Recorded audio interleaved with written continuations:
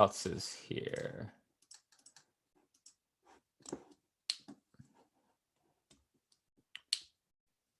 Wow, very cool.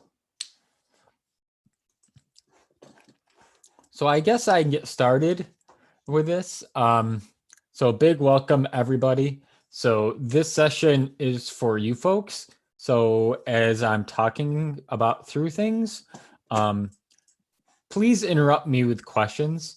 As you can tell, I'm a pretty chatty, easygoing guy. And so if you have questions, interrupt me. I'm happy to discuss any aspects of the work we're doing. I'm very appreciative of feedback and if folks want to collaborate on this. So I want this to be a very interactive session for you folks. I like to run these in the sense of I'm talking with people, not talking at them. And so if you folks have questions about anything as I'm going along, if you'd like for me to speed up, slow down, do a nice dance or something like that during the presentation, please ask and I'll be more than happy to help folks out however I can. Okay. So I'll start things off by saying I do have this bit.ly link available for folks. So I'm going to put this in the chat. And I believe everyone should be able to see this. I'm going to put this in the chat for everyone. And so does that link work? And so it should be a link to the slides. And there's a couple links in there that you might need, but I'm guessing most of the links that I discuss, are pretty short to type in if you do want to type those in. Okay. So I'll start off by just kind of talking about the greatest person in the world, me, and introduce myself. So I'm Dan Krutz. I'm from the Rochester Institute of Technology in bright and sunny upstate New York, specifically in Rochester. So it's about an hour and a half east of Niagara Falls. We're about 5.5 hours northwest of New York City. So we are in New York State, but we are really nowhere near New York City. So it's kind of like Munich to Berlin type of distance. Like we're pretty far away. And so I'm in the Department of Software Engineering. And one of the projects that I'm running, and then I'll talk about today, is our Accessibility Learning Labs project. And the idea behind this project is to help folks out around the world in covering accessibility in their courses.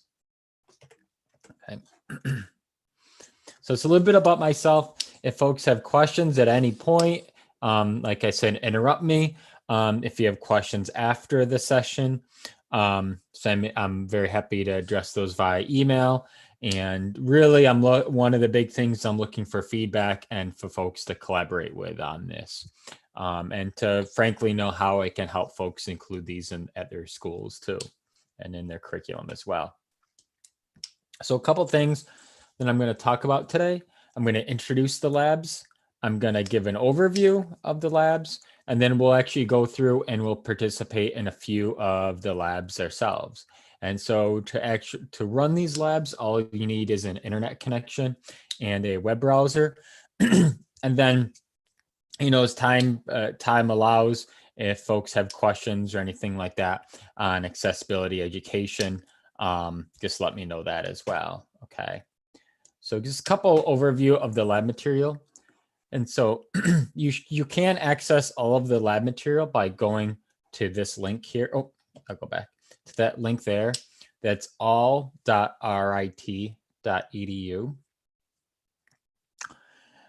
And one of the really cool things about these labs is that there's basically nothing to install. If you have a browser like Safari, Chrome, Firefox, Edge, and an internet connection, you should be able to use this material. And I have the word almost underlined there is because right now, one of the labs, as you'll see, does require a small plugin to install. But in about 2 or 3 weeks, we are going to be removing that requirement of having a plugin to install. And so after that, there'll be nothing that anybody needs to install to use these labs, to use these material. So we're going to go through, I would say, probably 2 or 3 of the labs today. And everything you're seeing here, you'll be using, you'll be experiencing, and they're all are available to your students or for you to use in your classes that you teach. And we have used these, like, as I'll talk about in a couple of classes. So the accessibility learning labs, what are they? So they're a self-encapsulated educational accessibility material. So when I say self-encapsulated, the idea is that they have everything that you would need to include an accessibility focused topic in either your computing or non-computing oriented class. So some of the things we'll talk about in a bit, as far as being self-encapsulated, that means that it has background material, it's got the actual activity, it's got a quiz, and it's also got empathy creating material available as well. So as the instructor, it's quite all right if you don't know anything about accessibility. If you don't even know what accessibility and computing means, that is okay. Hopefully you learned something from this, but that is okay. You don't need to know much about accessibility or frankly anything to use our material. So our goal is to make this absolutely as easy as possible to adopt as possible. So there's nothing for you to install and there's nothing for you to know. If you just tell your students, go to this link, they can benefit from this material. So right now, we have 5 labs that are either under development or are available. And the 5 labs are focused on, each of them focuses on a different accessibility topic. So they are either hearing, vision focused, color blindness focused, and then the 2 that are under development are dexterity and cognitive focused as far as accessibility topics. So the labs have 2 primary goals. The first goal is that they want to inform the participant about a foundational topic in accessibility. And so accessibility is a huge topic area. So in a 30-minute activity or even an hour activity, we're never going to teach a participant everything they need to know about the topic. It's just not possible. So maybe you teach cybersecurity or usability or, I don't know, design patterns in computing, anything like that. You're never going to be able to teach that in a 1 or 2 hour session. It's just obviously not possible. But our goal is to teach at least one really basic bread and butter foundational topic in how to create accessible software. The second goal is to motivate participants to create accessible software. And for me, that's what I view the bigger goal, the bigger kind of result from this material is if a student does one of these labs and they gain some foundational knowledge of how to create accessible software, that is awesome. But if they walk away from the activity saying it's important, I need to do it. Whenever I create software, I need to make sure it is accessible. That way I view that as us winning. We've succeeded then. Because then as they go out and they start creating they start creating software, they know to do things like test to make sure it's accessible. They know to look at different resources to verify that their software is accessible.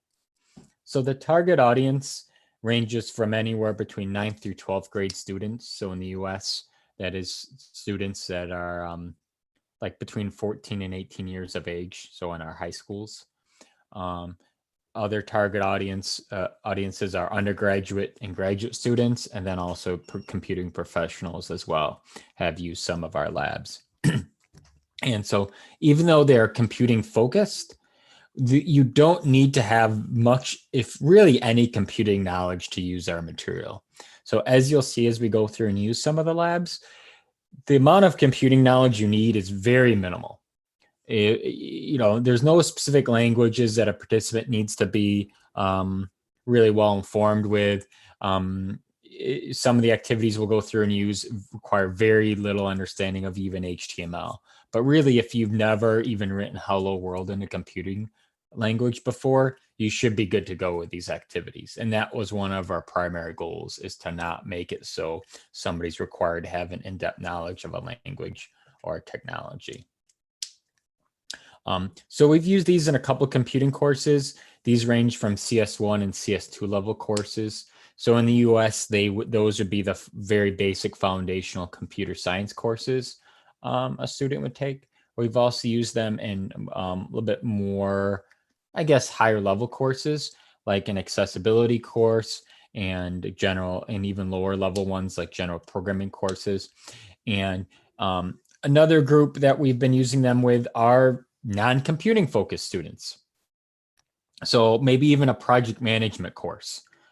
We've had students use them in a project management course, where the idea that even non-technically focused folks should know the importance of accessibility and the importance of creating accessible software. Because then when an employee comes and says, hey, we need to devote some money on making this accessible, or it's going to take us a little bit longer to create the software because we need to bake in this accessibility component, the project manager just doesn't inherently say, no, that's stupid, don't do it. We don't want to spend money on something like accessibility. So this way, hopefully the project management folks know the importance of creating accessible software, even from a project management perspective. These are also very useful in outreach events and camps. So maybe you're running like a 30-minute or a 1 hour long after school session for students, maybe they're high school students in the area, or we've run them with groups that support young women in computing. All of these events or all of these labs are conducive to events like that we've been using. So I've been saying an awful lot very quickly. So let me pause here and ask any questions that folks have or anything that I can clarify right now.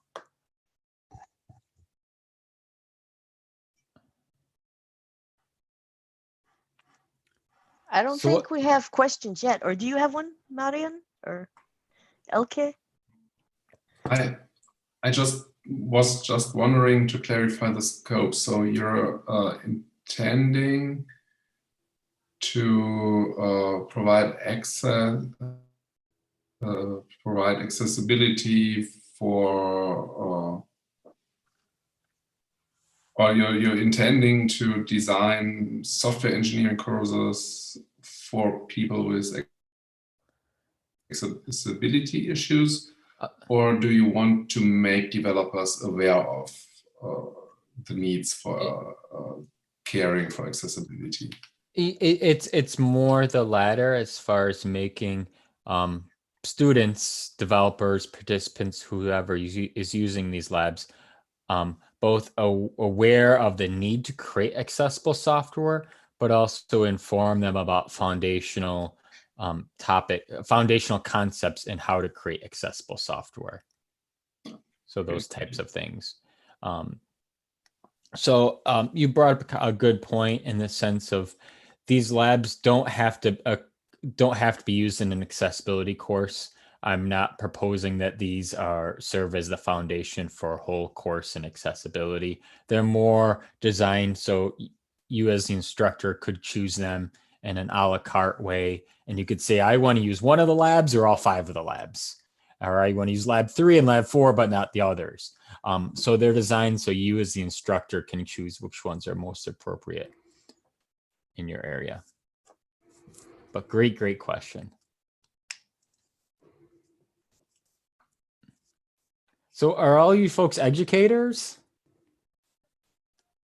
Yeah, I teach at the Technical University of Nuremberg, Computer Science Department. Yeah. I'm going to come visit you one day, okay? Please do. But just got the good news. They have a vaccine that works, so maybe you can come soon. That would be great. Yeah. So what do the rest of you folks do? Are you educators primarily, or what do the rest of you folks work on? At the moment, I am a PhD student, but usually I am a professor in so many universities, and I just teach software engineering courses. Oh, very nice, very nice. So what university are you at right now? In Universidad Nacional de Colombia, National University of Colombia, and Universidad de Antioquia. I need to come visit you too in Colombia. All right. Colombia is amazing. You have to come here. Sad thing is, I think I could, it would be like a 5-day drive, but I think I could drive there actually. So. Really? Where are you from? Where are you? New York. It's very close. Yeah. Well, when the snow starts hitting, I might just I might just do that. All right. Okay, thank you. Bye. Awesome. Okay. So anybody else? I'm teaching software engineering in Klagenfurt, Austria. Oh, very cool. Where in Austria are you? Klagenfurt. It's in the southern part where there is the border to Italy and Slovenia, just in the southern part. You know what? As I do my lake, you see it behind me. Oh, I love Austria. Sorry, Germans. I like Austria a little bit better. We lost the seat in 2014. Oh, wow. So I love Austria, specifically Lower Austria. And I know Vienna's far away from you, but yeah, I've been to Vienna. Whenever I want something good to eat, I go to Vienna. So I'll be coming to visit you too. I'll do like a whole round trip thing where I go through. It's a good skiing area here. There's a good skiing area here, but I don't do skiing. Neither do I, but I like the mountains. I like how I can hop across Italy. Yeah. So as I do the trip there, then I'll make a long drive to Colombia and I guess back up and then fly over to Germany and Austria. Okay, so so a couple of components that we'll see from the labs. So the first kind of component that they all include are background instructional material. So depending on the accessibility topic that the labs are focusing on, it'll provide maybe like a 1 to 3 minute read about the material. So it's not designed to be something that the students would spend like all day reading or even an hour. It just provides some foundational background material for the students so they can gain some foundational knowledge of the accessibility topic.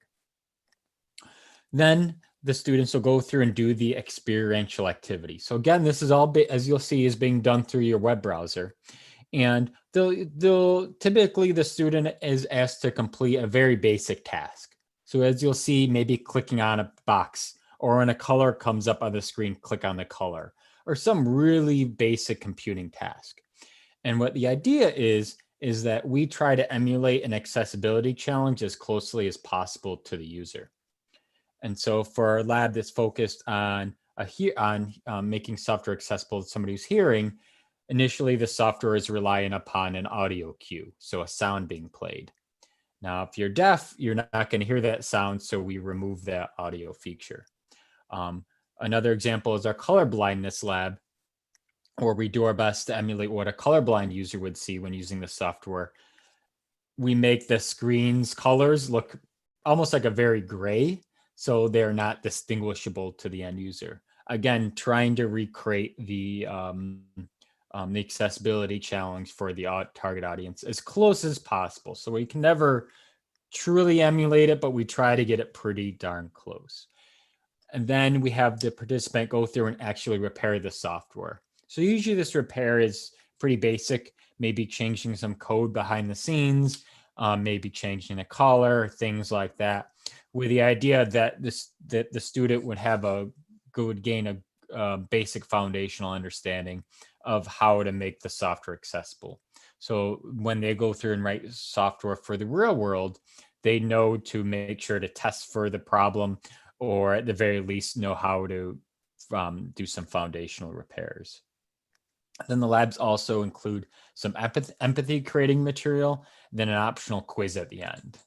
And so as you as the instructor, you can choose to have the students do a quiz at the end of the lab to show that they've gained a basic foundational understanding of what the lab was trying to convey. Or if you want to use that as kind of a proof that they actually did the lab, they can include that as a screenshot to you. But that is something that the labs have as an optional quiz at the end. Okay. So I touched on some of these things already, so I'll skip through them. So as far as our research findings, so we did have a paper published in ICSI this year, and I'm happy to provide a link to that if folks are interested in reading this paper. But essentially, we included the labs in a study of, I think, like 350 or 400 CS2 students in the United States, and statistical analysis showed that the labs were effective in both informing students how to create accessible software, But again, for my mind, what's more important is motivating them to create accessible software. And so the labs were effective in motivating students to create accessible software as well. So in everything that we're discussing today, as you folks go through and use the labs, know that there is a statistical analysis that was done that you're all welcome to read about that does demonstrate that this material is effective for both informing and motivating participants about foundational concepts in creating accessible software. Okay, so let me pause again, because the next step will be where we'll actually get to go through and do some of the labs. So you folks will actually get to do some hands-on things. So before I move on to that, are there questions that I can help answer for people? I have a question about the last slide. I don't really understand it completely. Groups A and B look relatively similar, but group C, what are these two dots on the bottom here? Yeah, so I don't want to get too deep into describing what the nitty-gritty means as far as the values, for two reasons. And really the biggest, I should say, is that I'm not the statistical analysis person that did this analysis. It's my PhD students. But essentially what this means is group A were students that use existing accessibility educational material. And then groups B and C are students who used our material. So the material you're going to see today. With the primary difference between groups B and C is our students that had the empathy creating material included in the activity or not. So in group C, they used our empathy creating material that you folks are going to see, and group B, they did not. And so the empathy creating material is something, well, like the name implies, is designed to create empathy for the particular target audience. So an example of that could be a YouTube video of a student talking about how software that's not accessible to users who are deaf really hurt their experience. If you watch the video, empathy creating video on colorblindness, it's actually quite funny and sad, because the student said that he didn't realize he was colorblind. He was like 18 or 19 and said he went out to buy a used car. The used car looked great. He bought it, and then he got home and his dad was like, "What the heck did you buy?" And the student goes, "I bought a used car, Dad. It looks good." And the father said, "Did you know the car has all different colored panels on it?" Meaning like the hood was one color, the trunk was another color, like meaning it had been in a bad accident, but because he was colorblind, he never saw that. And so I say that's kind of funny because, well, like, I don't know why I find that to be funny, but it's also sad because I think the father should have not said anything. Let ignorance be bliss. But so there are stories like that that are designed to really, like I said, create empathy. And essentially what this chart shows is how the students' quiz scores generally went up between groups B and C. And there wasn't a heck of a lot of difference in groups B and C as far as quiz scores. I forget exactly what that paper found, but it was not a super significant difference. If there was a statistically significant difference between groups B and C, there was a statistically significant difference between groups B and C and group A. And what we surmise from that is that because our material is more engaging, and then the empathy creating material was also helpful, that the students actually paid more attention to the activity and got more out of it. So that's what we surmise based upon the outcome to it.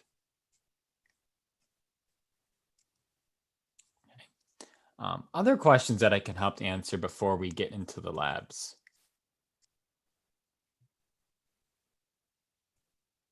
Okay, awesome. So the labs we're going to go through today are, again, all available on the project website at all.rit.edu. And so if I go to this link, you can see some information about lab goals, but there's also links to the 3 labs here. If you have a reasonably new web browser like Safari, Chrome, Firefox, you should be good to go. If you notice any major issues, let me know, because it's definitely a bug. But we've tested out the labs, and Safari, Chrome, Firefox, and I think Edge as well. And things seem to work pretty well with all of those browsers. But in all the labs we're going to talk about today, they're all available on the web link here. So the first lab we're going to focus on is a hearing focus lab. And the screenshot here has an example of what the lab will look like. But essentially what will happen is, as you're playing this game, you're going to be choosing between 1 and 4, we call it treasure boxes. Now, there's a treasure behind each one of these 4 boxes. And the treasure is completely random. So if you choose box 1, 2, 3, or 4, it's a 100% guess. There's no rhyme or reason behind it. It's just randomly generated. Now, sometimes there's a hint in this box up here. And I think it's like every, 25% or so of the time a hint comes up. And when you click that, it basically says, here's the answer. It's like the answer key. Here's the box to click on. Now, unfortunately, if you click on the hint box when there's no hint, it incurs a penalty. So it's bad to click on it when there's no hint. And in the first time you play the game, what you'll see is the only kind of indication that there's a hint is an audio cue. So there's a young woman's voice saying hint. And again, that'll happen, I think 25 or 40% of the time or so, something like that. And so that is your kind of leg up. So when you play the game and you have the sound on, which I encourage you all to do, you should do pretty well. Like if, it is completely random, it is a guessing game, so folks' scores are going to change. But when you have that audio cue up there, it should definitely be helpful. And so again, the objective of this is to demonstrate the importance of creating accessible software to users who are deaf. And one of the cool things I feel about this lab activity is that it was created 100% by a deaf student.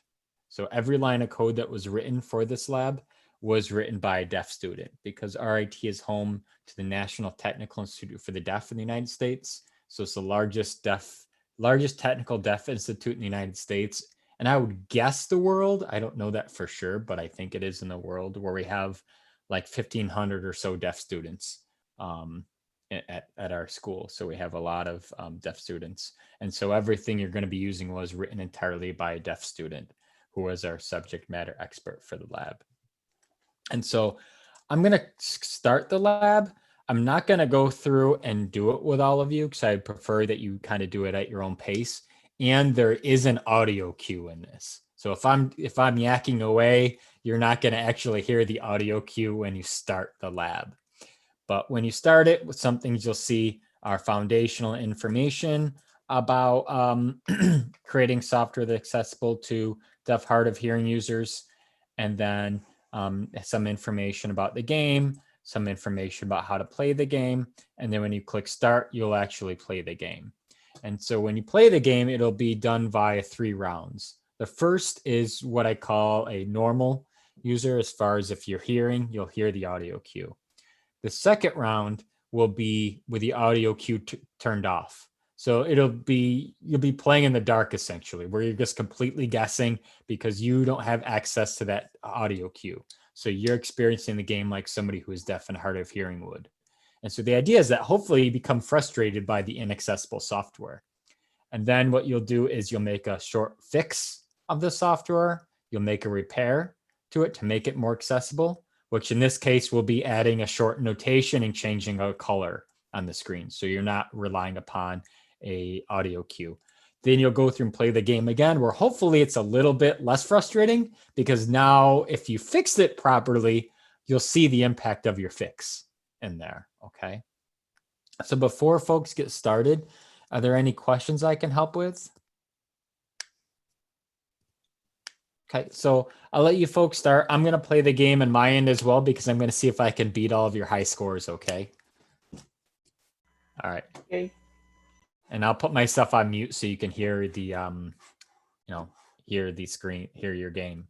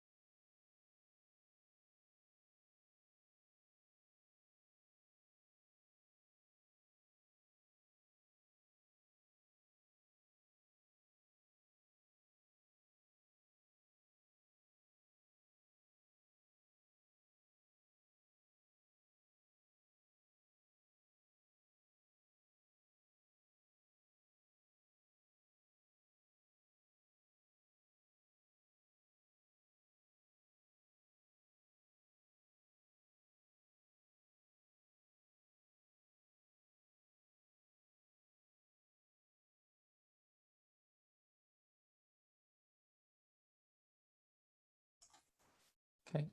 So when folks are done, if you just kind of want to give me a thumbs up.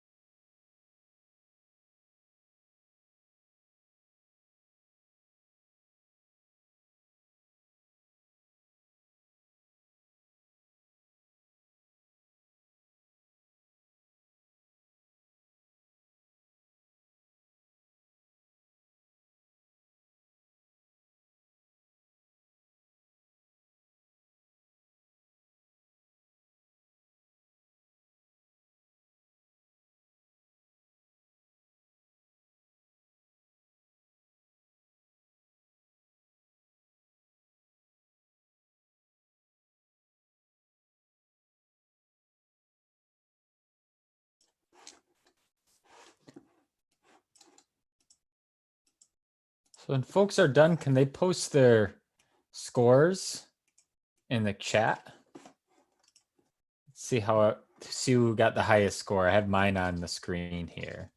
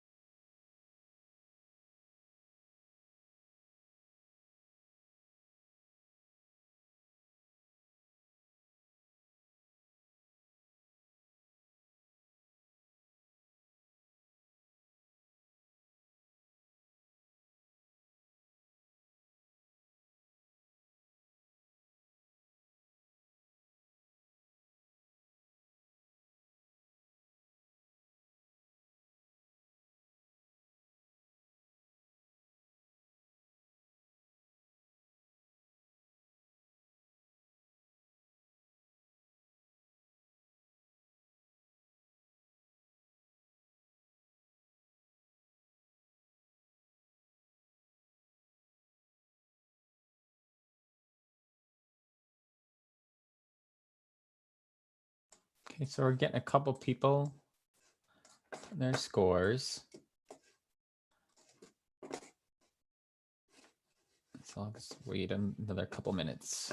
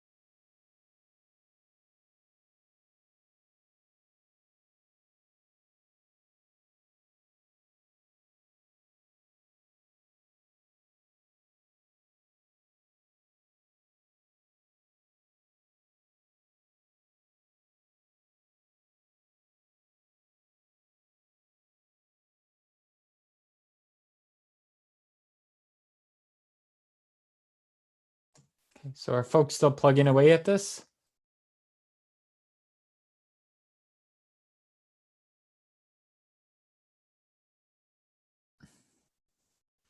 So who needs another minute or so? Or are you folks all done waiting for me?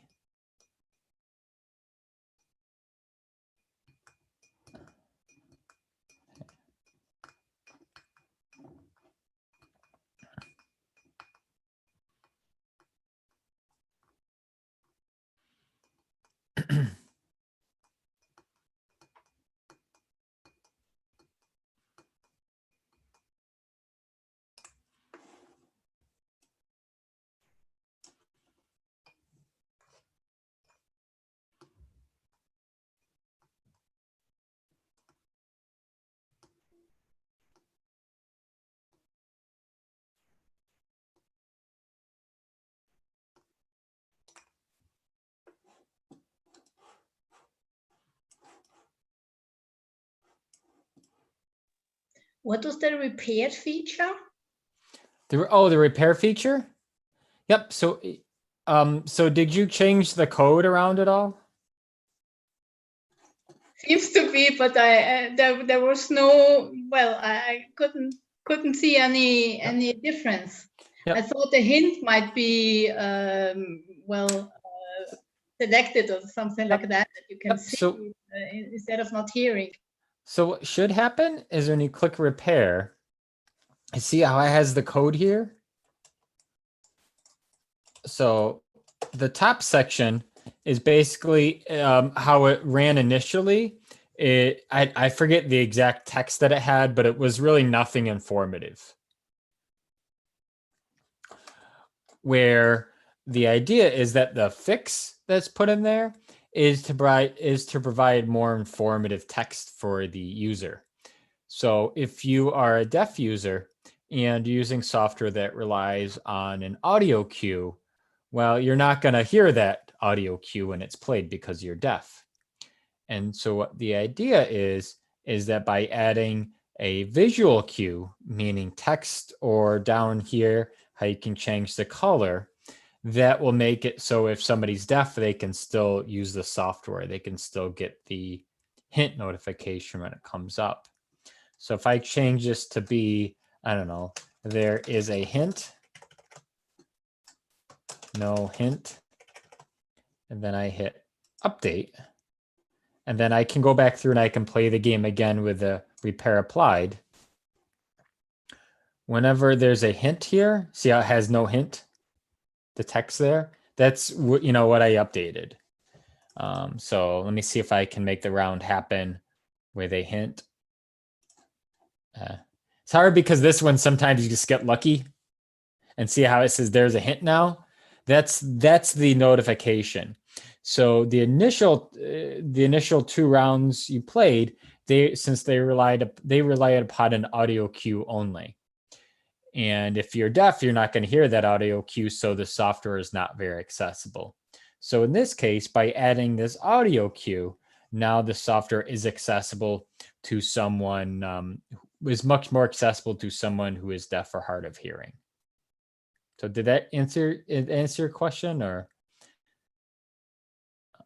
Yeah, I just said, okay, update. So I didn't change anything, and therefore it was just the same. Okay. So one thing we are working on is the usability of these. So we're tweaking the button layouts and things. We're doing that all the time. So one of our goals is to make it more user-friendly. And I like to think that within about each week, every update we push out right now is a lot of times more user-friendly. Yeah, Patty? Yeah, I have a question, just devil's advocate, because one thing is you could change the text to say there is a hint, there isn't a hint. On the bottom part of the reparation, it said you could pick colors. What if you're deaf and colorblind and you pick red and green? Yep. So great question. And so that's why it's important to do the text and the colors and not rely just upon the color as well. So yes, just doing color. Yeah. Then if you're deaf and colorblind, then it's still not accessible. So that's a great point. So hopefully what happens is the user makes it text and color based, no notification. That would be ideal. So a couple people posted their scores. And so with this game, it's a little bit challenging due to the randomness of things, right? Just because you can get lucky the first try every time and get a great score, or you might not get lucky. But generally the way the scores look is almost like a horseshoe effect, where when you first do the game, you get a decently high score. Then when you use the inaccessible version, your score is really low, or at least much lower. And then you make the fix, it should be higher. So it should be like a horseshoe or U-shaped score. That's what generally happens, but there are definitely exceptions to that due to the complete randomness of this activity, where again, you can just get lucky and select the correct box the first time every time.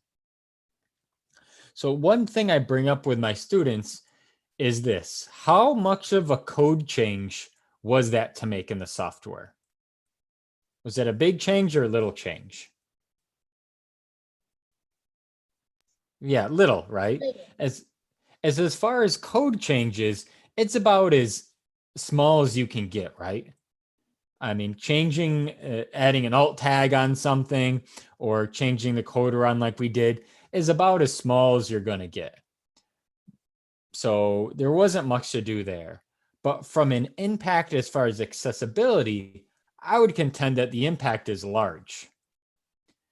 So it did make the software much more accessible to people who would be deaf, hard of hearing. So you get a lot of bang for your buck. So even though it won't take you a lot of time to make it accessible, the implications are very big. Okay. So before we move on from the scoring here, did anybody beat my score of 1475? I think I had 1425, but just lucky with the option. So I stay up late nights playing this game. All right. This is my favorite game. If you can't ever sleep at night, this is the game to play. And so, yeah. So hopefully, most people see that horseshoe, that U-shaped score. And with all the labs that we do, that should generally hold true, where generally you'll see a U-shape in there. And so I'll move on for a bit. So if you click next after you get your scores, I'm not going to show everybody these videos because they are a few minutes long, but these are what we call the empathy creating components in the labs. So these are designed, well, like the name implies, is to create empathy. So to put a human face behind the problem. So to say that this isn't a problem that somebody else experiences, that just somebody else around the world experiences, but I'm okay. The idea behind this is that it puts a face behind the problems. It puts a human aspect behind the problems. And so what we've tried to do is we have usually a student who's 18 to 22 years old, who's about the same age as the college students that we predominantly use the labs, be the human face behind this. So at the very least, maybe the students think about how one of their classmates could be deaf, hard of hearing, or colorblind, or whatever the other identified accessibility topic is. And so it tries to put a human face behind the problem. And one thing we found in our ICSE submission, and our ICSE, our ICSE paper, I should say, is that putting a face behind the problem is actually really impactful for getting students to recognize how important this is, how important it is to create accessible software. So this short video, which I think is 4 minutes long, is really great and is really helpful for making students to recognize how impactful the change is. And so at the end, there's a quiz that students can take. And so I'm gonna get all the questions wrong. I'm gonna just click next, next, next, so you folks see what happens at the end. And so at the end of the quiz, it gives what the question was, and it gives the answer, and it gives the student score. And at the very end here, there's a small certificate of completion for the participant. And again, the idea is that you as an instructor could use this to gauge how to do a very, very basic assessment from which the students are learning. And also, if you wanted then the students to maybe submit the screenshot of their completion to prove that they've actually completed the lab, they could do that as well. And if the student does start by logging in at the start of the lab, there's like a little Google login in the upper right. If they do log in, it should say, certificate of completion for Dan that you've completed the activity. So it would have a name there if the participant did log in with their Google ID at the start of the activity. So what you've seen here are you've seen the deaf of hard of hearing lab, and you've seen the components of this lab, which again is the background material, the experiential activity, the empathy creating content, and the concluding quiz at the end of the activity. So let me quiet down now, and I'll see if there's questions, feedback that folks have that I can help with.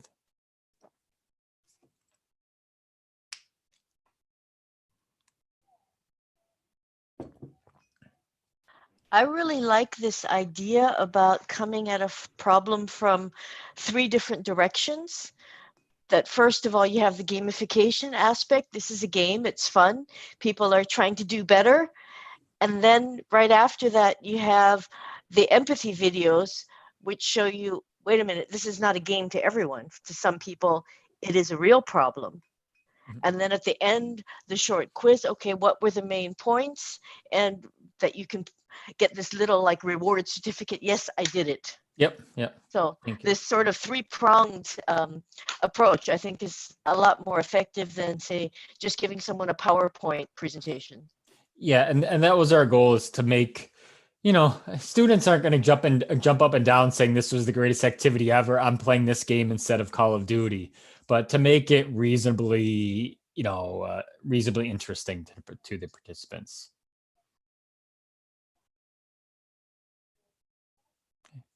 Are there questions that folks have on this first lab that they'd like to discuss, or anything before we move on to the next lab?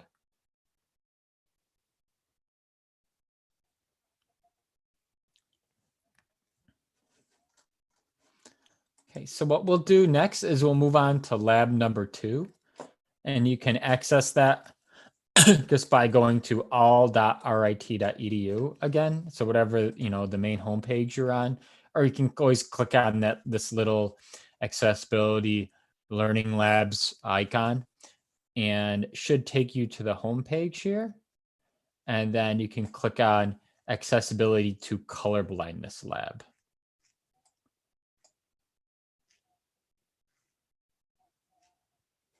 And then I'll pause here for a minute and just make sure folks can get to this, this screen here.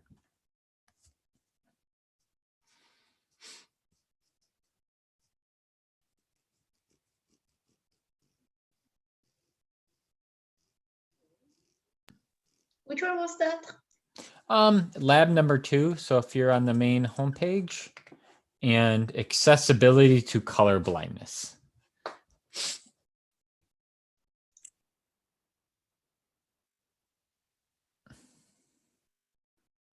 Found. Awesome. So this lab is about a topic I really like for computing classes. And the reason is because there's a very high percentage of students who will be colorblind. I think it's something like 12% of all males are colorblind. And it's much lower for women. It's, I think, less than 1%, but it's surprisingly high, the percentage of males who are colorblind. So if you're doing this in a typical, 20 to 40 person class, you are very likely to have at least a couple students that are colorblind. The other thing is, as far as accessibility challenges, this is one that a lot of folks don't have as many, I guess I would say, reservations as openly discussing. Like when you get into cognitive challenges and other things, a lot of folks just don't want to discuss that, and that's very understandable. But folks seem to be much more open to discussing challenges about color blindness. And so you're going to have, we've had a lot of cases where students will just start to lead a discussion on color blindness right inside of the class. And it's also drives it home because a lot of times during the activity, somebody will start it off by saying, yeah, I'm colorblind. And so right away, it puts a face to the challenge, which I think is cool. The other thing that I think we've found, and I think is really interesting and somewhat surprising, is at the end of the activity, sometimes students will say, I never realized I was colorblind. Like everything looked the same. All 3 of the levels, I saw no difference. And I always find that to be really interesting because it's like, yeah, we actually identified colorblindness. So I can think of at least 4 or 5 students that's happened with at the end where they're like, yeah, I'm colorblind. I just identified that. So that's, to me is interesting when things like that happen. So this lab follows the same format as all the labs, where it'll start with some background information about color blindness. It'll give some statistics. It'll have you go through and do a color blindness game. And it will have empathy creating component at the end where a student will discuss what it's like to be colorblind. And then it'll have a quiz at the end. So one thing I'll say is we are working a little bit on the UI of the color blindness experiential activity. So things should work fine for you. They may look a little bit wonky, but just know that that is something that we are pushing a few updates on. So what we'll do with this activity, we can actually go through and do it together because I'm not too concerned with messing with people's sound. The other game, a lot of people you all need to hear sounds at different points, or in this case, it is entirely visually based. So is everybody at this screen that I have up my monitor? Okay, so let's see if any of us are colorblind, okay? I am, or at least I make that excuse to my wife when she's like, why did you pick out that shirt? I just say, oh, I must be colorblind. I don't know the difference. You can't be mad at me. So let's see what happens with this, okay? So we start things off by talking about some stats. And I was actually a little bit high. I guess it's 1 in 12 men. I've seen some other stats say it's, up to high as 14 to 15%, but it's much higher for women. I don't remember the specifics of that, but it's something with the chromosomes. And then we talk about the 4 different types of color blindness. So there's not actually one type of color blindness. So there's a lot of different types that people group together. The one I think we focus on in this one is one I cannot pronounce whatever this one is. That's the one we specifically focus on in this. But each one of these has information about color blindness and some causes for that. So again, I'm not going to read through this entirely, but it would be something that your students could read through if you wanted to include that in their assignments. So what we're going to do is we're going to start off by playing a game. And this is a very complicated game. What will happen is on the screen, it's going to show you a color, and it's going to say, when this color comes up on the screen, you click on that color. So you're going to see some different circles flashing on your screen.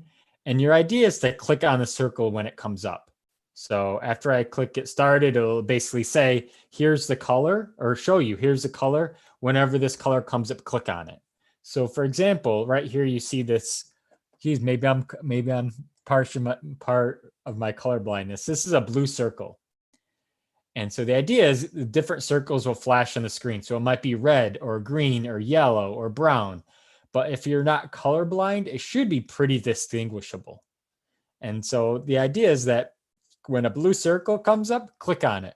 When the blue circle is not there, don't click on it. And when you click on the correct colored circle, meaning a blue circle, in this case anyways, you get points. When you click on the wrong circle, you incur a penalty. So it's a very complicated game. Click on the correct circle when it comes up. So it might change from blue. It's completely randomized. And so when you play it, it might be green or brown or something else. But it should be pretty clear when it comes up on the screen. Okay, so if it's blue for me, it's very likely to change for you to be something else. So when I click let's get started, basically see on the bottom left here how it has this pink color. And when it has this kind of brown and green color, don't click on those. So whenever this kind of pink color comes up on the screen, click on it, otherwise ignore it, okay? So I'm gonna go through and do this, and I'll let you folks do the same.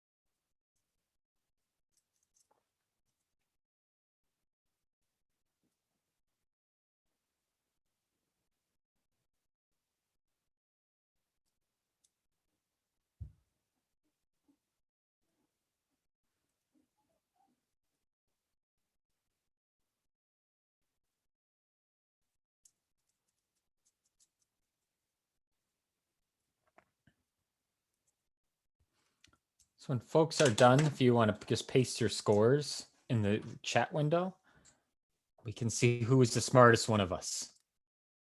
And there's a prize for the one who gets the highest score.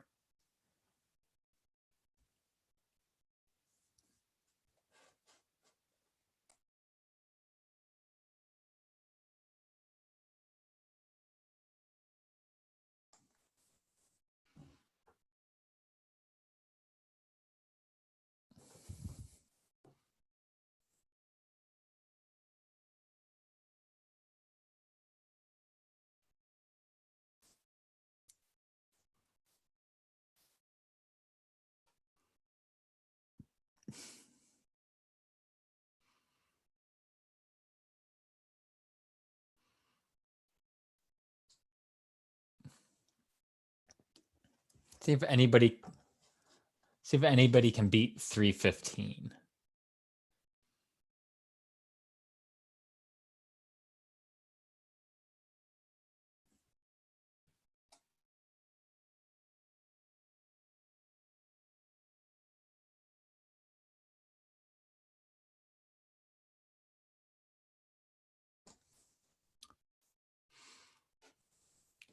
So am I going to say your name right? Elk?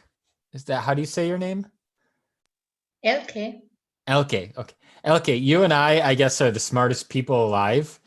And you got the same score as me. And because of your superior intellectual abilities, we're going to recruit you for the most like brain intensive task we know of as Americans. And it's called counting votes. All right.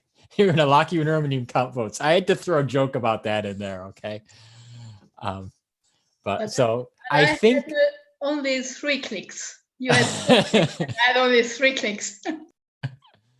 So I think 315 is the highest you can get here, but generally people probably did, pretty well. So you see on my screen, I mean, I don't mean to brag, but I'm perfect when clicking the correct color when it comes up. And so it's a pretty basic game. And so I'll click continue, and it talks about, good job so far, right? Then that game probably wasn't too difficult if you're not colorblind. And then it talks about how in an app like this, if somebody's colorblind, it's going to be very difficult for somebody who is colorblind to use the software. So if the software is inaccessible and uses different types of colors, meaning red blindness, green blindness, or blue blindness, is going to be really tough to use the software. So what's going to happen next is we're going to play the same game again, but with a color blindness emulation feature active. Where the idea is that we emulate what's shown on the screen as closely as possible to someone who is colorblind, which I think it was specifically that something I can't pronounce, a specific type of color blindness. So if things are done properly, the next round should lead to a lot of swearing and frustration because things should look pretty similar. So I'm going to click ready. And again, when this kind of a pink, for me anyways, when this pink color comes up, click on it. When this brown and green come up, don't click on those. As you can see here, for me, it's really tough to see anything that's different. But I'll let you folks go through and play as well.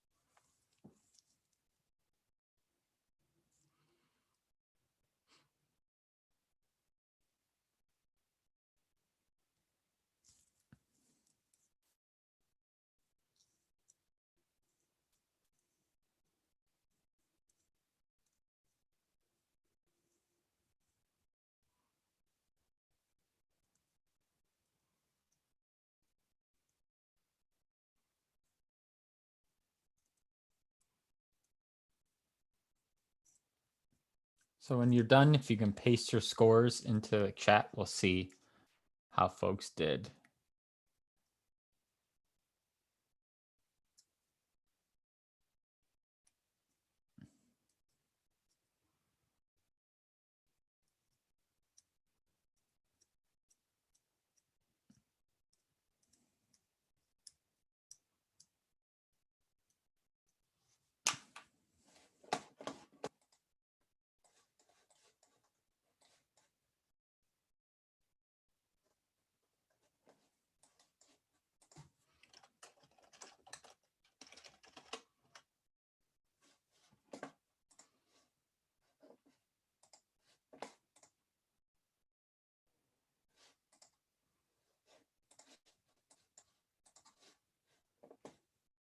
Infinite?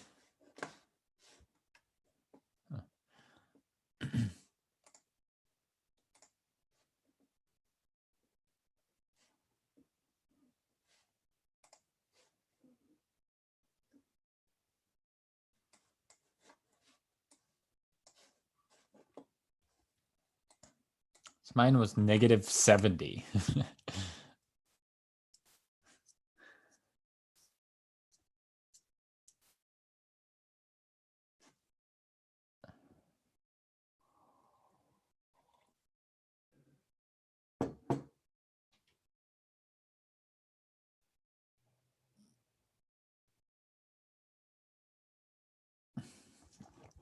So in this one, I don't know if you should be proud getting a low score.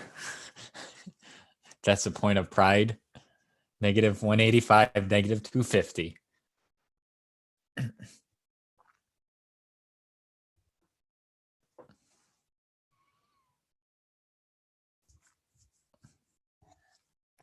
So I think it's pretty safe to say everybody's scores went way down.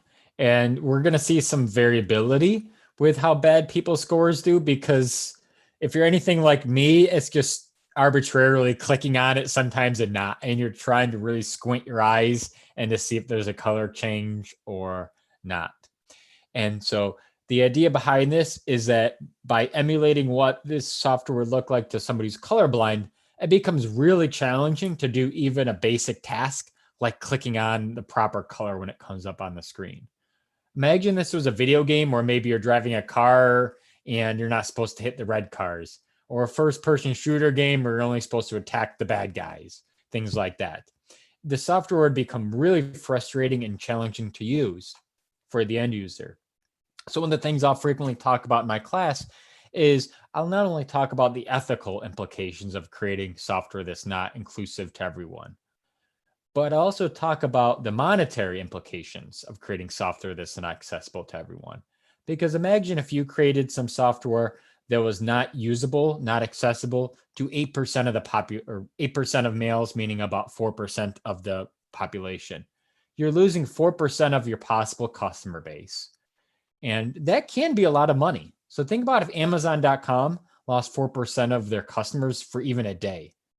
That's going to be a huge amount of money. And so even if you were to throw out the ethical implications of creating software and why it's important to create software that's inclusive, just from a purely monetary perspective, it typically makes sense to create software that's accessible. You're typically going to make back a lot more of the money than you spend on making the software that's successful. So those are some of the things that I'll frequently discuss. So in this particular application, what you saw is how difficult it was to create software that was going to be more accessible from a color blindness perspective. So what we'll do next is we'll actually go through and fix the software to hopefully make it more accessible to all users.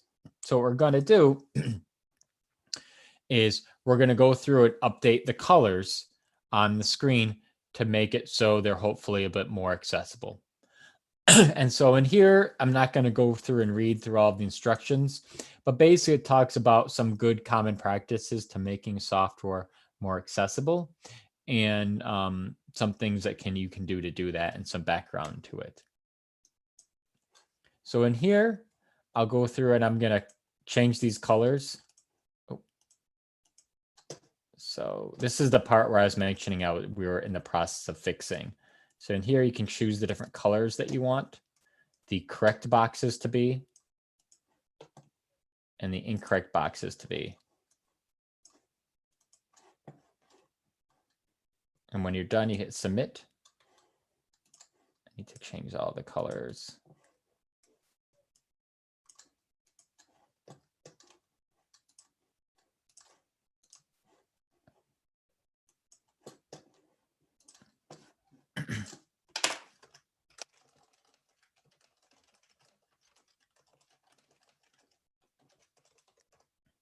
And so when you're done changing the colors, you can go through and do this, play the game again.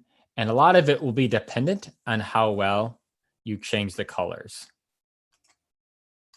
So I'm probably going to do pretty bad because I didn't read the instructions. I just went through and did it.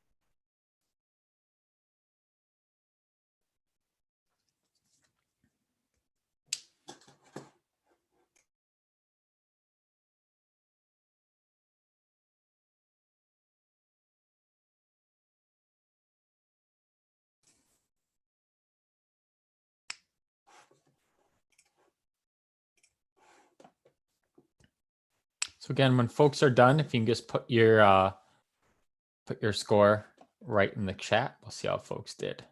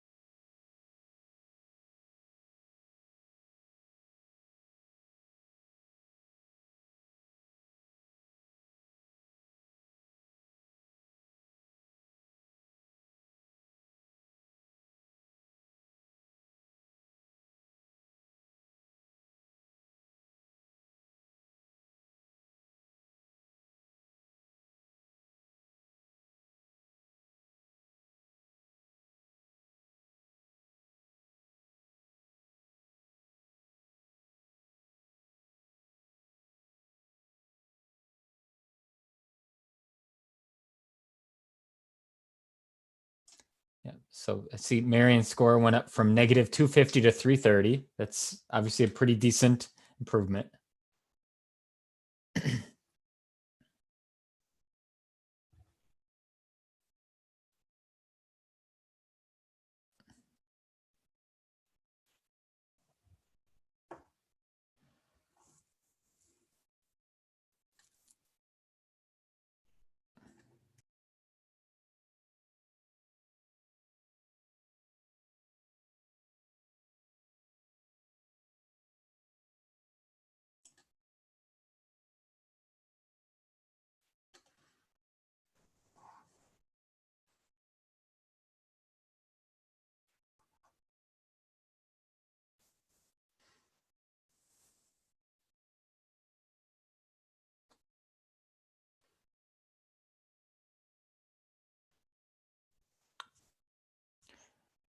So -75. Let's see, what did you get?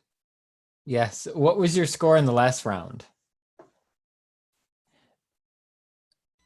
That was my score. Okay. So yes and no. So what that could mean, and this is something that you can discuss with your students, is it could mean that the fix you put in wasn't that great. It could mean that the colors, because remember, when you do this round again, the vision deficiency simulation feature was active. Yeah. So maybe the colors you chose weren't that good. And so in some ways, your score is indicative of how well, you'd say how well you completed the activities, if you used appropriate and accessible colors or not. Because if you chose colors that were not accessible, it's probably going to be difficult to use as well. Now, with that said, maybe you're just too slow clicking on the balloons or something like that. So it could mean a lot of things, but that's one of the things that I will often discuss. Okay.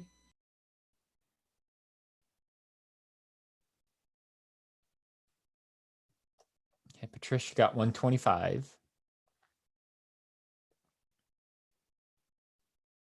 I think my big problem is I'm too slow. I don't have a mouse. I'm using my laptop. Oh, okay. And I drive like a drunk driver on my laptop without a mouse. I also haven't played enough Fortnite compared to my kids, probably.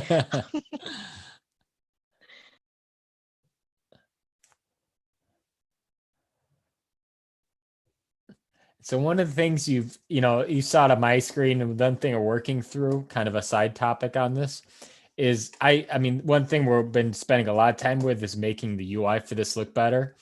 And it's actually incredibly difficult from a programming perspective to make part of the screen inaccessible, but to make the rest of the page more accessible.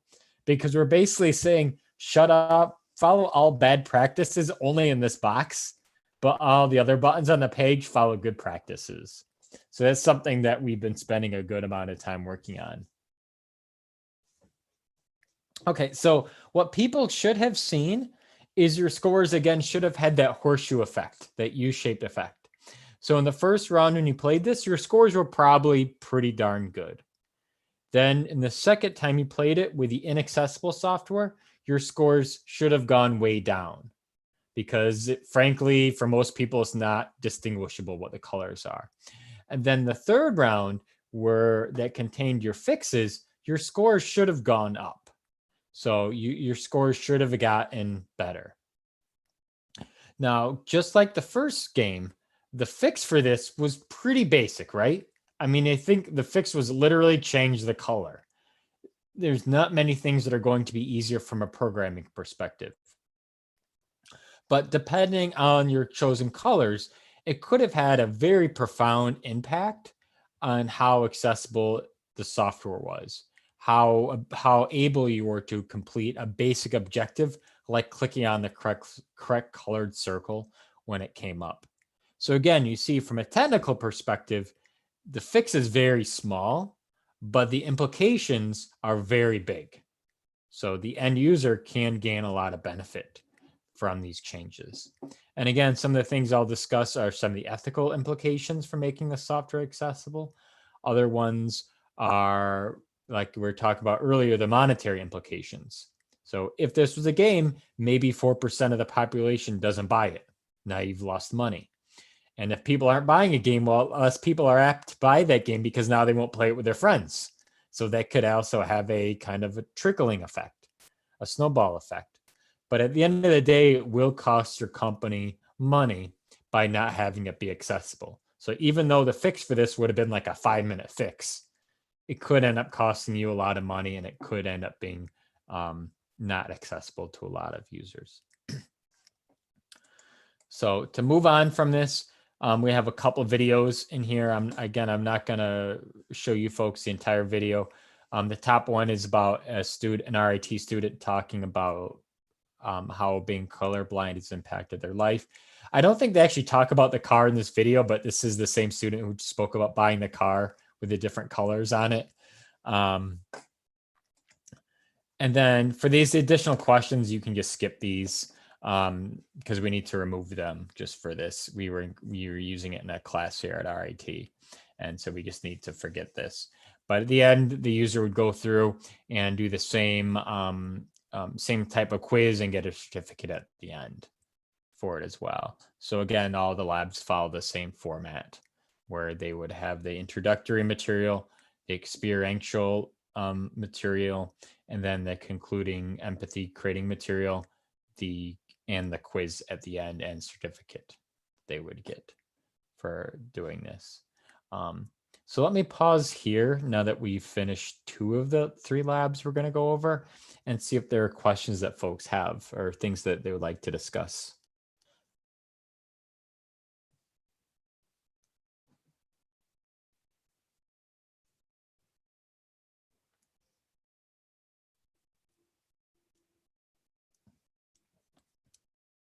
Okay, so do you folks want to go through and do lab number 3 now? And that should be a little bit quicker than the first 2 labs that we did. But do we want to try that, or do folks want a break? Because I know it's different times of day for everybody.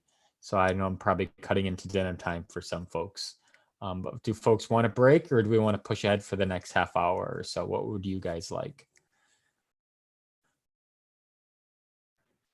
Well, I'm fine. It's like 7:30 at night here in Germany. Oh. I'd be up for pushing ahead and being done earlier. Because I have an 8 o'clock class to teach tomorrow morning. Oh, wow. Okay. I don't know what the rest of the group thinks. For me, it's fine. We can continue. Okay. So we'll push through and get through the 3rd lab. And so to get through the 3rd lab, if you click on the same link, you go to the main page, and then you'll be brought to a page for accessibility with screen readers activity. So in this activity, this is the only one that kind of breaks 2 rules that we have. One is that we want to make all the labs agnostic of the different browsers, so they should work in the 4 main browsers. Well, right now for this one, we encourage folks just to use Chrome. And that's because it breaks our second rule, where this one does require a screen reader to be installed. And so we give instructions about how to install that. With that said, we are about 2 weeks or so away of pushing an update to this that doesn't require the installation of a third-party plugin to this. So that is something that we are working through right now. So let me go back through. Oops, sorry. Give me 1 second. And so I'm going to open up this lab in Chrome.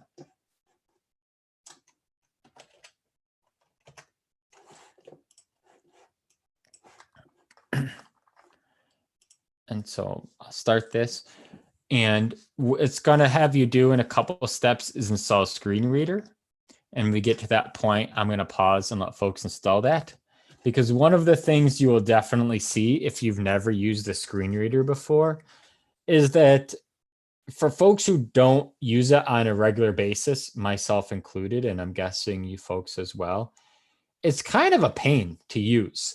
As you're going through and using the screen, you're going to hear just somebody reading off all the different buttons and what each icon means and so forth.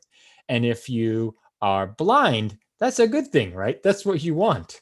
But as somebody who sees the screen, it gets frustrating because you move your mouse like over the home button and it just reads off home button, about button, right? And so for seeing somebody who sees it, it actually is frustrating. So I'm just going to warn folks of that. You'll probably set this up, and then after the fact, you'll go through and be like, I want to get this off my computer as fast as possible. I'm going to get rid of this plugin. But the plugin is a legit plugin. It's not a virus or anything like that. It's a very commonly used plugin for folks who use screen readers. So in this lab, like the other labs, we provide some basic foundational information about screen readers, why they're important, and some of the challenges that are encountered by folks who are blind who need screen readers. And so we talk about how many people in the world are affected by this. So about 6,700 million people are affected by this. And we talk about different types of vision impairments, some examples of visual impairments and causes of it. And so diabetes, glaucoma, things such as that. And so one of the things I will talk about as well in here is that this lab primarily focuses on folks who are blind. When the term blindness, at least in the US, is a very loaded term, it could mean somebody who is legally blind, which means they could see certain shapes and see different things, or it could mean they're blind where they just see nothing. But there's a lot of different types of, quote, blindness out there.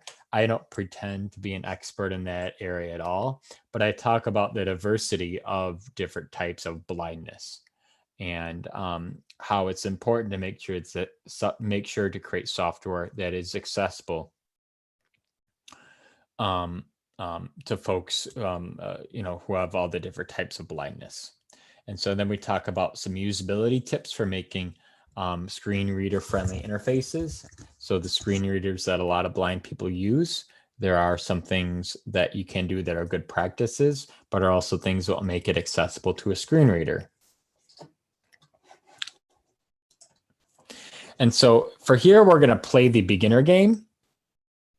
And there is a tutorial available to this that I'm not going to go through, but we'll probably for this one, we'll stick with the beginner game. And as you'll see from the beginner game, it's a very difficult question.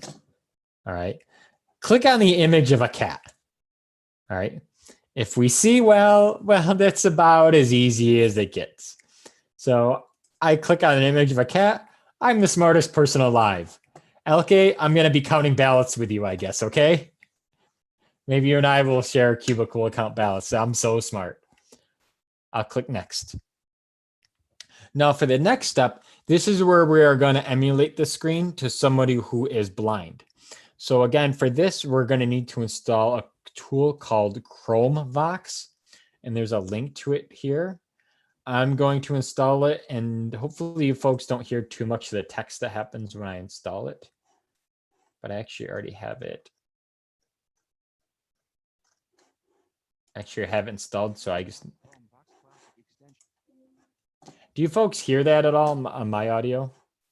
I don't think so. I don't think I have it piped in via Zoom. But once you install it, you'll hear a voice.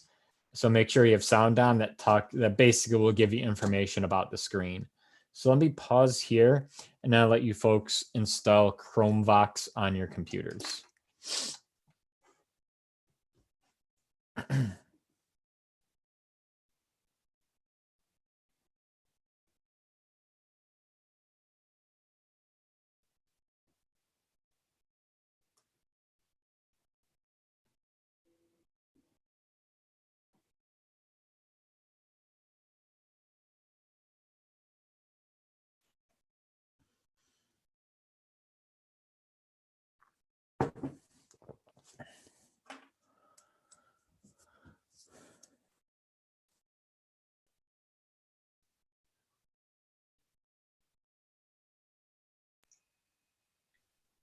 Which language should I use? It's both languages okay, or should it be?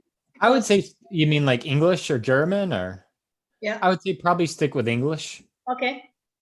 We haven't tested it in any other languages. I imagine. So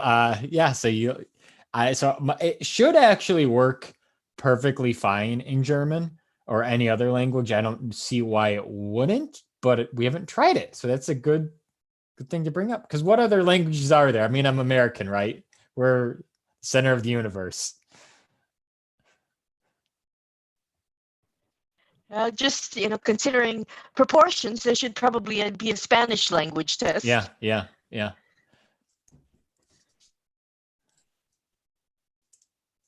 But I guess I actually thinking about it, I don't see why it wouldn't work because it just reads whatever text you put on the screen. So I would think that it would work fine with Spanish or any other language. The only thing I think that would be challenging, and since our pages are exclusively in English, as soon as you get to whatever we're showing on the page, so this is in English, you might get portions that were read in Spanish and then English. That could happen, I guess. And I don't know how the Spanish setting would work on English text. It's something good to try.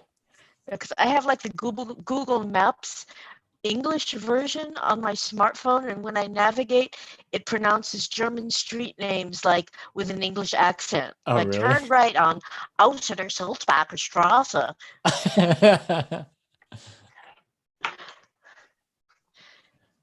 So kind of a tangent. The first time I ever went to Germany, I looked at the hotel my street was on, and I said, all right, whenever I see this street name, I know my hotel's on the street, so I can, if I walk far enough, I'll find it. Of course, the street name was Einstrasse. I mean, because there's only one Einstrasse in all of Germany, right? Yeah. So as soon as I saw that, I knew that was the hotel. So I obviously got very confused and lost very quickly. But I also learned what Einstrasse means. If I'm probably not even saying that right, but.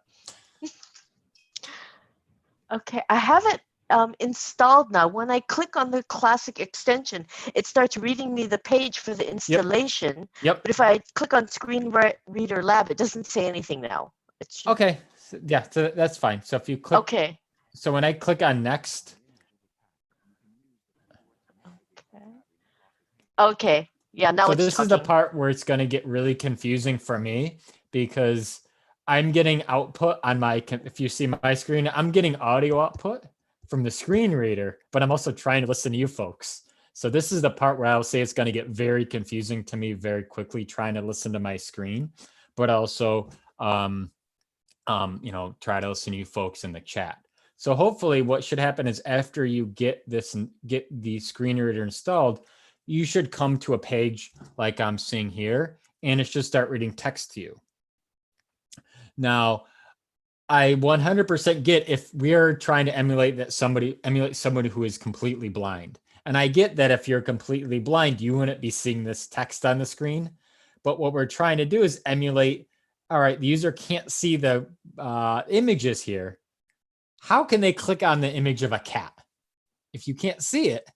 And as you see from your screen reader, the information supplied to it is pretty useless. How do you even do something basic like click on an image of a cat? So I'm going to go ahead and I'm going to try to do that right now.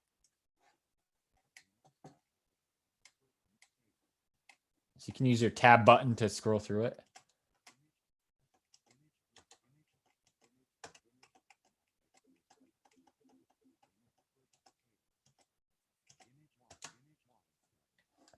So you know you've got it when that next button magically appears at the bottom left.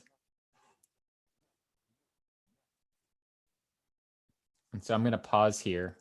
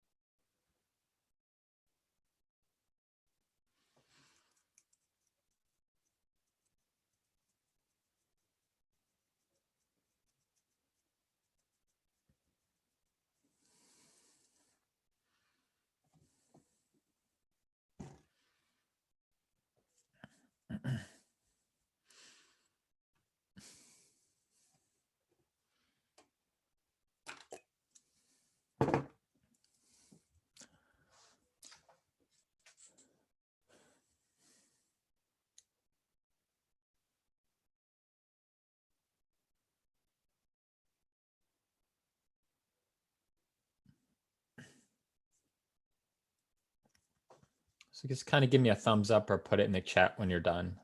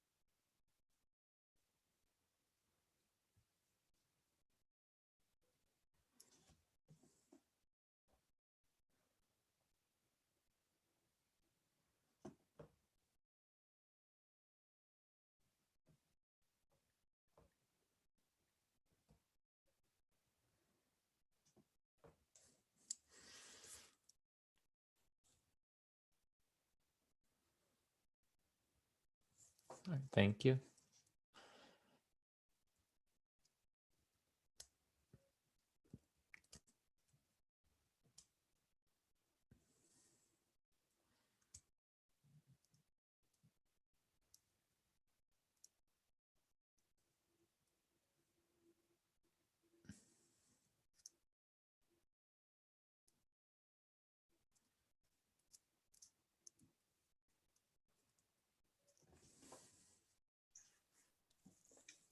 Well, I installed the English version, but it talks German with me. Oh. And it says just image 1, image 2, and image 3, image 4. Yep. And the next one is cat clicked. Yep. Is above the next button. It's, yep. So are you on the screen that I'm at right now? I think it doesn't work because of the German. It might not have. I've never tried it in a multi-language computer before. I chose one thing it didn't work. is my collaborator in this project is an American, but he's married to a German woman. So I'll have her try it out and I'll see. She can be our test. But are folks at this screen? Have you folks gone through and used the inaccessible software, or are you still?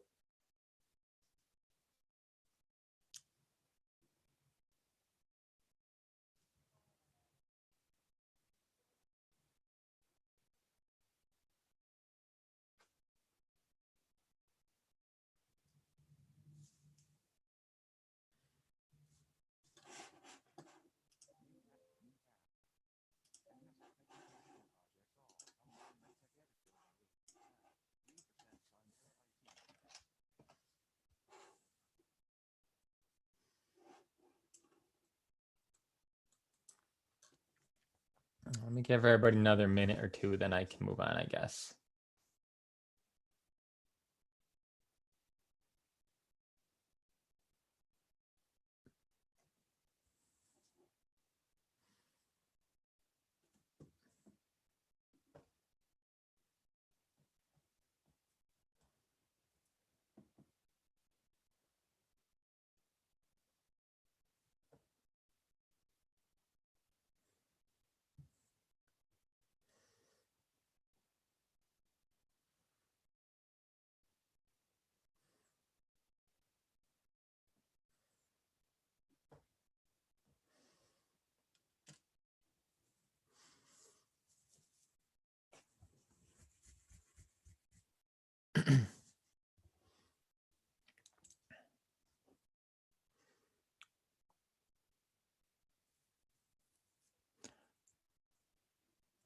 Okay, so is everybody ready for me to move on to the next portion?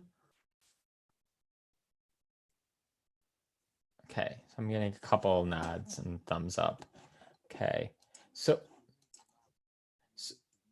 yeah, so this is the part where it gets hard for me too, because I have the other voice. I have to mute my screen because I'm trying to talk and I'm listening to my screen reader at the same time. But what you saw from there was your screen reader was pretty useless. Now, the screen reader itself is, I'm sure, very good. A lot of people use it, but it's only as good as the page that it's reading. And what you saw was clicking on the image of a cat the second time. I mean, it was basically a guessing game. Like if you're anything like me, I just hit tab and I tried every image until I got the right one, the image of the cat. So I couldn't even form a basic task like clicking on an image of a cat when it showed up on the screen. And the reason is those alt tags that the images use were not informative. I think they say like image 1, image 2, image 3, and image 4. So what we're going to do next is we're actually going to update the alt tags for those images. And then once we make the updates to those alt image tags, we're going to go through and do the same thing where we use the screen reader and see if we can click on the image of a cat. So I'm going to click next, and then I'm going to click repair. And then I'm brought to a screen where you see how it has the alt tags for the 4 images. You can change the text for those. Now I'm going to be quiet because if you're like me, you're hearing the screen reader talk and you're trying to listen to me. So I'll do that first.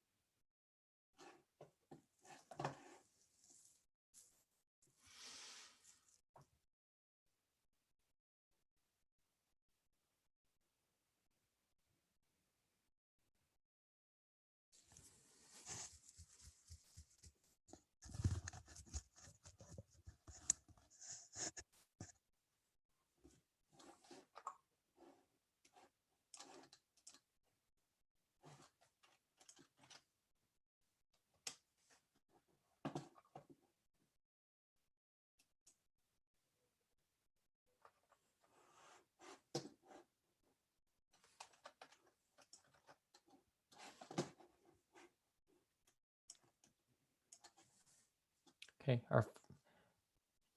are folks at this point yet where they've changed the alt tags around, or you need another minute?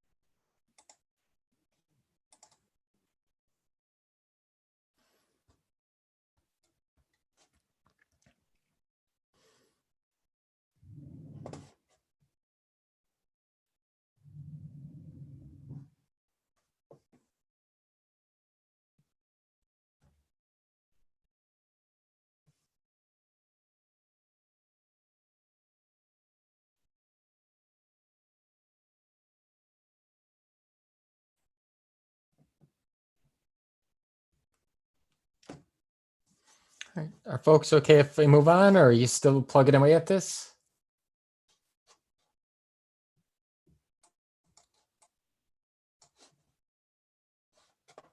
Good. Yay. Okay, so I'm getting a couple of thumbs up. So what I've done here is on my screen anyways, I added information to the alt tags to make them more informative. So again, from a code change, it's a very small, it's about as easy as you're possibly going to get. When I click update, I'm going to go through and play the game again. And this time, instead of just saying image 1, image 2, and so forth, it should read off whatever you typed in. Okay, so it should be interesting what it reads off as far as German and English, but let's give it a shot.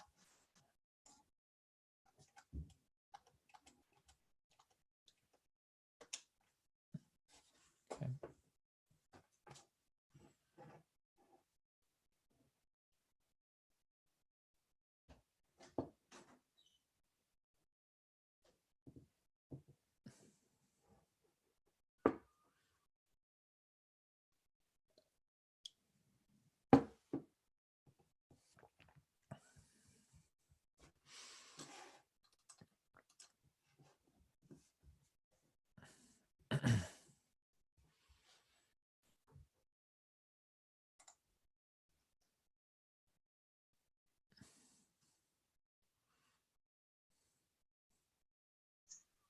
Well, it says table, button, cat. Yep. And when I enter, there's nothing. Nothing happens. So does it come up in the bottom left, this next button? Oh, okay. Yep. So look to see if this comes up. Okay.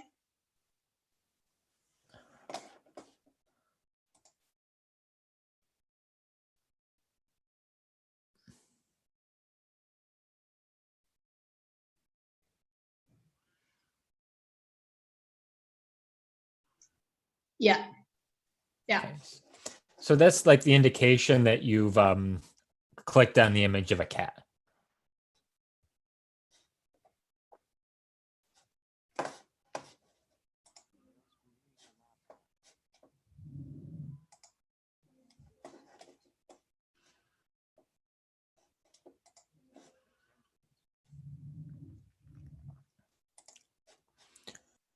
Okay.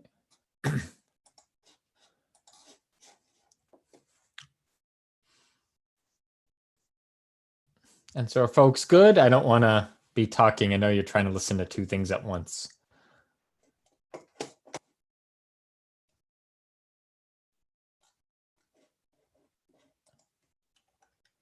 Okay.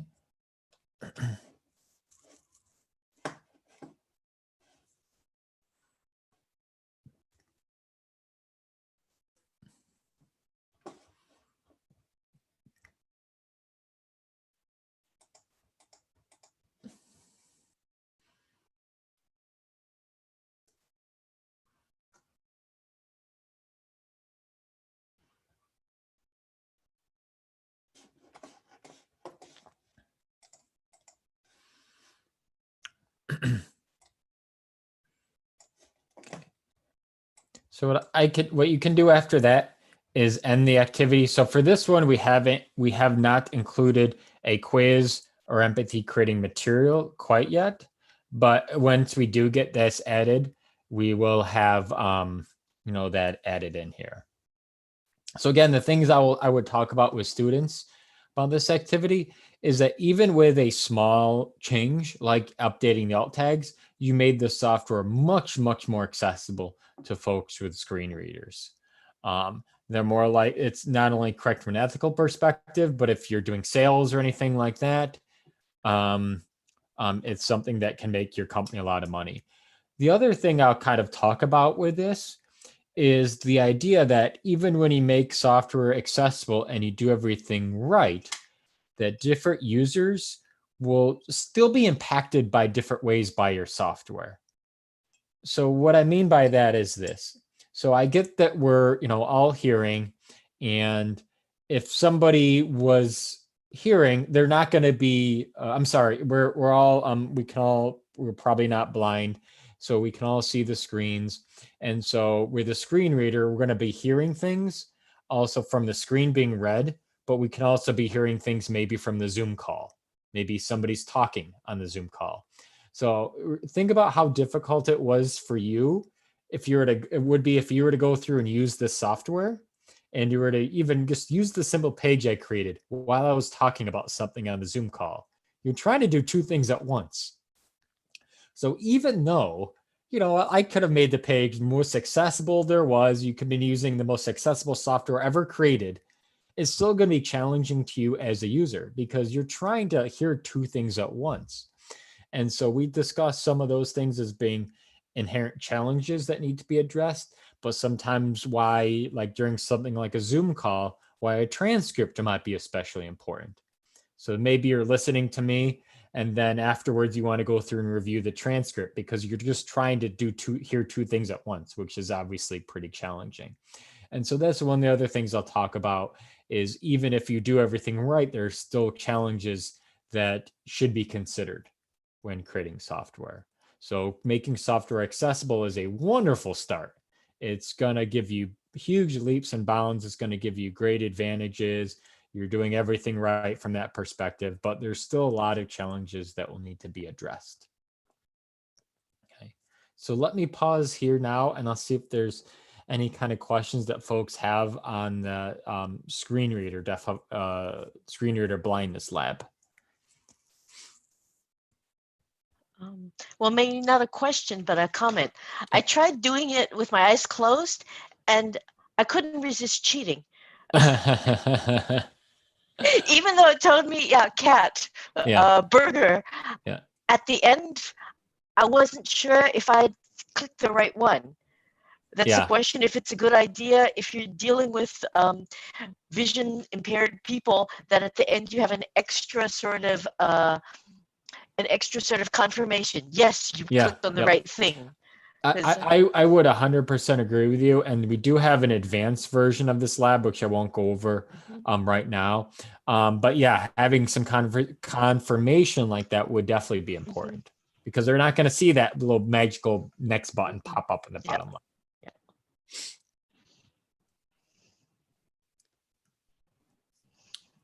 Okay, so one thing you can do next is if you're anything like me, this plugin will get very frustrating very quick. So if you go into your settings in Chrome and go to extensions, you can actually shut that off. So like I've done. So under Chrome and settings, extensions, you can either remove it or just toggle it off because otherwise when you go back to use Chrome, it's going to get very frustrating very quickly.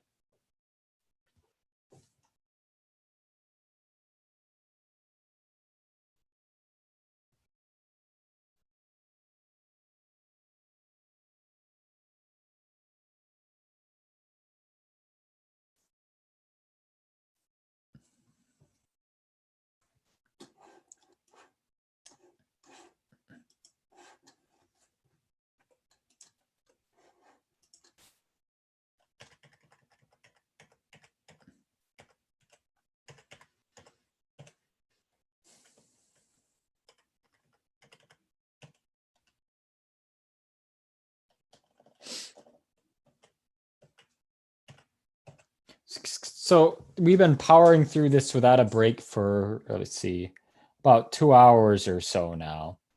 So kind of my question for folks is if there's anything that I can do to help you folks maybe include this material in your curriculum, or if there are recommendations that you folks have, this is the point where I'm looking for kind of some feedback and some assistance from you folks.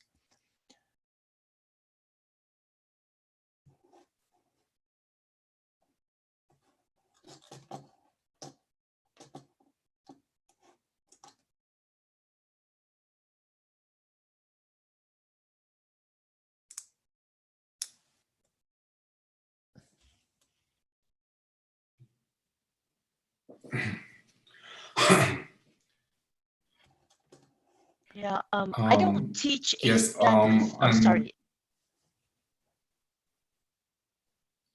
Sorry, just go ahead, Patricia. Go ahead, you first, Marion. Okay. Okay. I'm giving requirements engineering courses, and what we basically teach the students is that they need to think about such things when defining the requirements, and they need to consider this. And I find this idea very, very nice to just show them or give them the impression why this is important and that it can be the easy things also. However, I was wondering whether you were also looking into how to teach students doing this more systematically. I mean, this is very nice and it's a very great start, and to make students aware of this situation and that they need to do something, but whether you're working on something that says how to do this in more systematic fashion. So when you say more systematic, do you mean it may be in a, they also kind of mean in like a longer time period where like these activities typically take between like 30 and 60 minutes? Are you referring to like a longer time period, maybe a more in-depth lab, or I'm just kind of wondering what you mean by more systematic. Yeah, I mean by to discuss how to really create accessible software. I mean, we're basically websites or additions to websites, and if you are working in another domain or you're also having embedded software involved or so, then I think things become far more complicated. And just was just for interest whether you are also up in this area. So I would totally agree with what you just said. The focus for this, though, is kind of, this project is more on like the very foundational aspect of things. So not orienting it too much on like hardware or something like that, which I totally get that whenever you start getting into any other domains, specifics are going to change. So kind of the main focus for this was more focusing on kind of general computing, like typically lower level computing courses, or foundational ideas, I should say.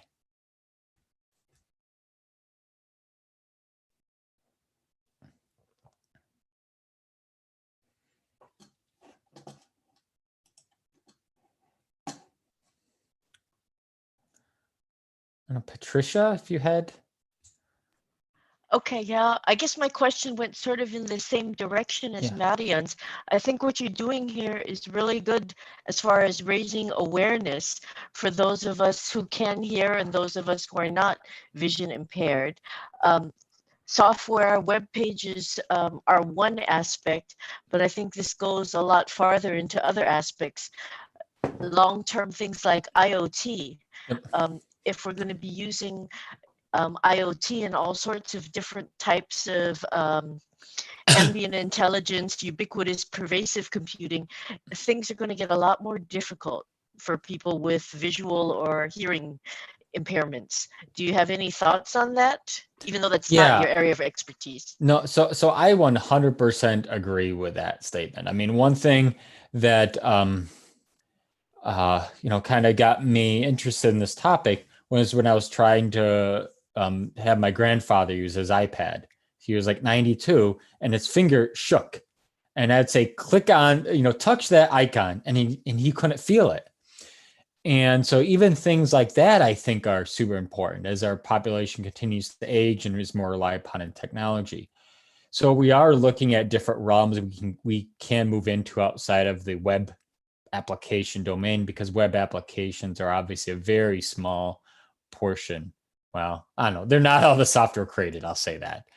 With that said, one challenge we have is how to make it so we can emulate that experience in something that somebody can use over a web application like we're creating, how do we emulate an IoT, like how do we emulate an IoT device experience over something that somebody could adopt using a web application like we're creating? And those are things that we're currently working through. We probably won't get to them in this round of labs, but in subsequent labs, that's one of the things we're focusing on. But that's if folks have ideas about how we could create an activity like that, we're definitely very open to that. And we're interested in people's ideas and so we can actually build those things. If folks have good ideas they can help us with. We have the resources to construct those activities.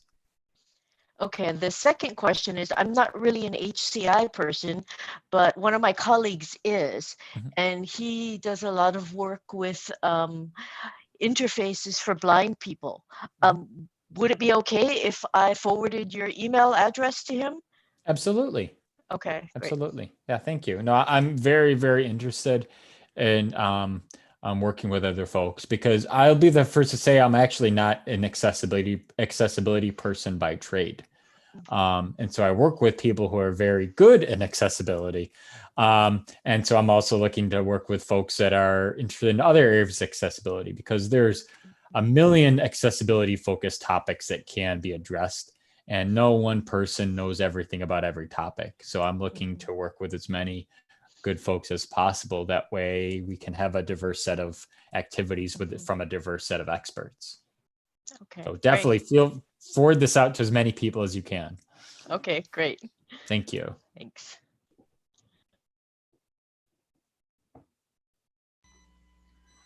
Okay, I really enjoy your tutorial. It was very nice, because I don't expect that. In this moment, I am designing a game for design patterns, teaching design patterns. And I was thinking, why this is not a design pattern to include these things for the accessibility, the websites to all the students, maybe.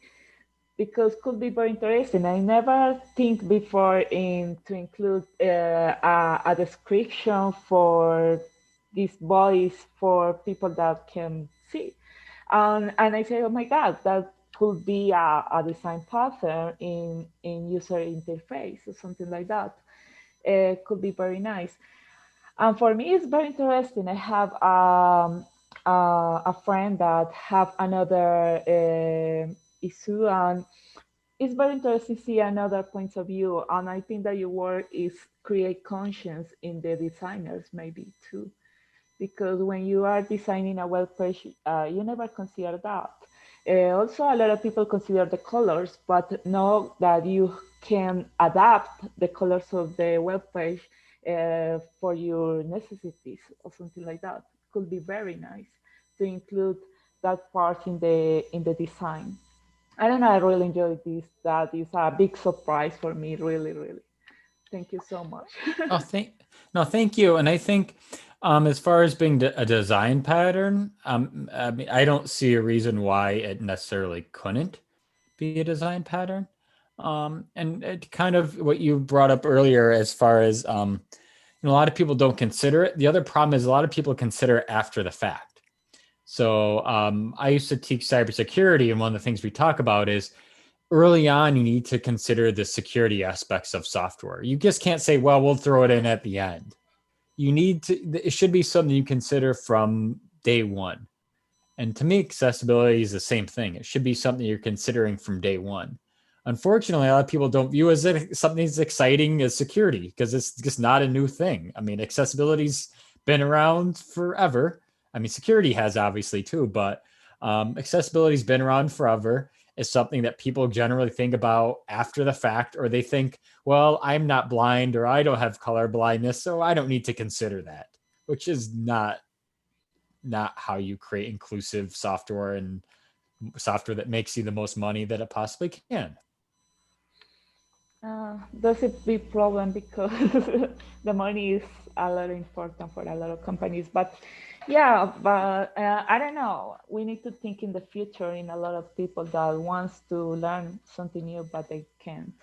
But yeah, you have a lot of reason about it.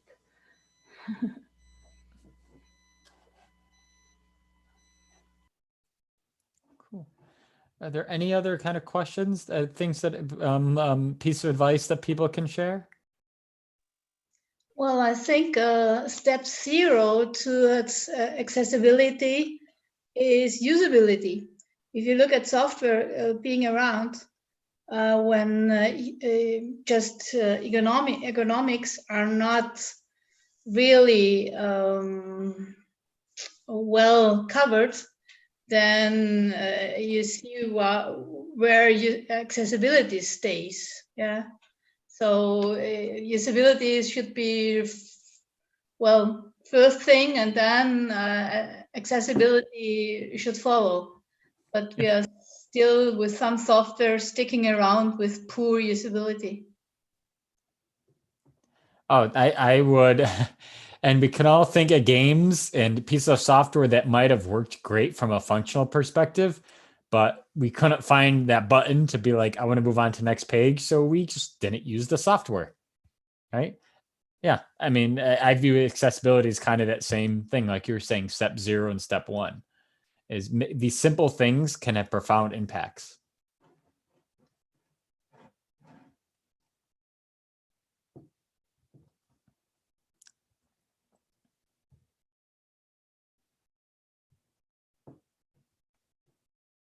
Are there any other piece of feedback that folks have or anything I can help with?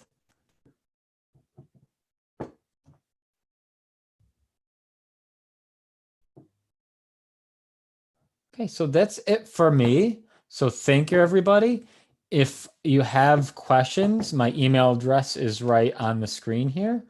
If you want to include this in any of your curriculum, obviously feel free to go ahead and do that. If you are interested in having myself or somebody from my team run the session remotely, that's something we're happy to do as well. So like I said, we're looking to collaborate with folks, especially folks outside of the United States. So we're happy to do that. And when the world opens up, I would absolutely love to come visit you folks and include some of these labs, in your classes. So I look for 2 reasons. 1, because I want to meet you folks and I want to include the labs. 2, I look for every reason in the world to travel. So yeah, so anything I can do to help you folks, you'll be helping me out as well as soon as we open up again. Okay. Thank you so okay, much. well, thank you very much, Daniel. And please see this as a standing long-term invitation to come to Germany. We'd love to have you as a guest speaker for maybe one of our classes. Once things open up and travel is possible, we'd love to invite you. Well, thank you. So if it opens up April 1st, I'm going to be on the flight April 2nd.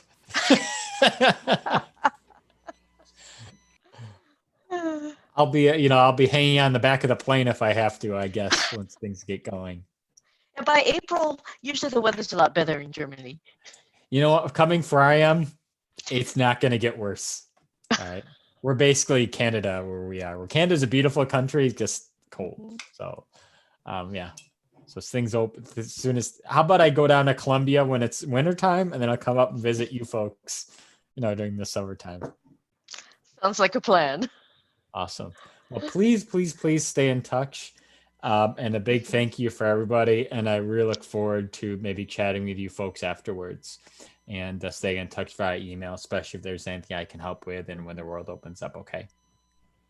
Great. Thank you. Awesome. Thank you, everybody. Thank you so much. Okay. Bye-bye. Thanks, Daniel. Good night. Good day. Bye-bye. Yeah. Thank you so much. Bye. Bye-bye.